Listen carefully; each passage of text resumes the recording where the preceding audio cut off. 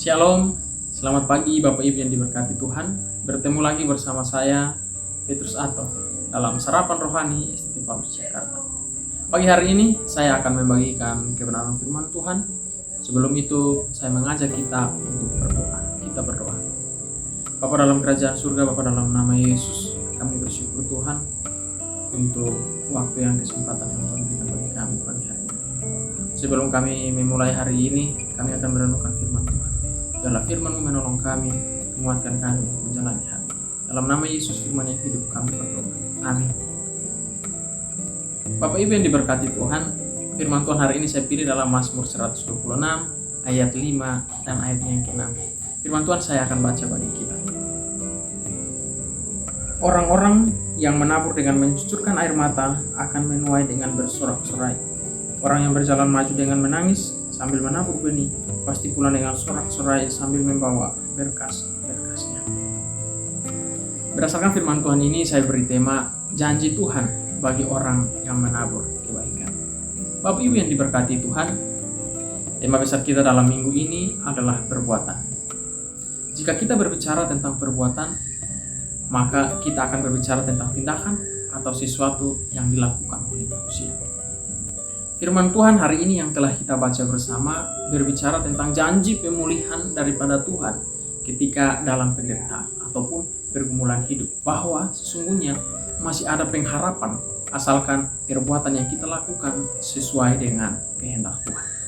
Bapak Ibu yang terkasih, ada dua bagian yang akan kita lihat bersama berdasarkan firman Tuhan ini, bahwa ada janji yang akan kita peroleh ketika kita melakukan suatu perbuatan atau menabur kebaikan. Yang pertama, kita akan menuai dengan bersorak-sorai.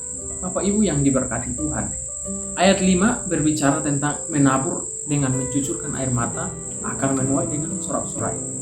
Menabur dalam bagian ini berbicara tentang tindakan baik yang dilakukan. Bapak Ibu yang diberkati Tuhan, pernahkah perbuatan baik kita dibalas dengan cemooh atau caci maki? Saya percaya sebagian dari kita pasti pernah mengalaminya. Peristiwa yang kita alami seperti ini pasti membuat kita sehingga lebih berhati-hati dalam berbuat baik. Misalkan, kita akan hanya berbuat baik kepada orang yang berbuat baik kepada kita, atau hanya kepada orang yang dekat dengan kita. Secara manusiawi, tindakan kita ini adalah tindakan yang benar dan tidak salah. Tapi berdasarkan ayat Alkitab ini, kita tidak perlu untuk berhati-hati dalam berbuat baik atau menabur kebaikan. Karena di balik setiap perbuatan baik kita, ada sukacita yang menanti kita.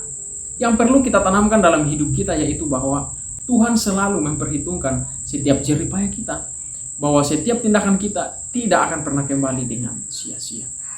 Bapak Ibu yang diberkati Tuhan, yang kedua yang kita peroleh ketika kita menabur kebaikan, yaitu kita akan kembali dengan membawa berkas-berkas dengan sukacita. Perbuatan baik tidak hanya berupa memberikan sedekah, menolong orang ketika dalam masalah, tetapi juga dapat berupa motivasi atau nasihat untuk orang lain ketika dia salah melangkah. Bapak Ibu yang terkasih, dalam segala situasi kita harus selalu menabur kebaikan. Jam dinding tidak pernah berhenti berputar ketika ia tidak dilihat orang. Tidak ada yang mengucapkan terima kasih, tetapi ia tetap berputar. Menabur kebaikan yang dikehendaki Tuhan yaitu bukan untuk dipuji orang, tetapi merupakan bentuk respon cinta kasih kita kepada Tuhan. Berkas yang dimaksud dalam bagian ini adalah berkat yang akan kita terima.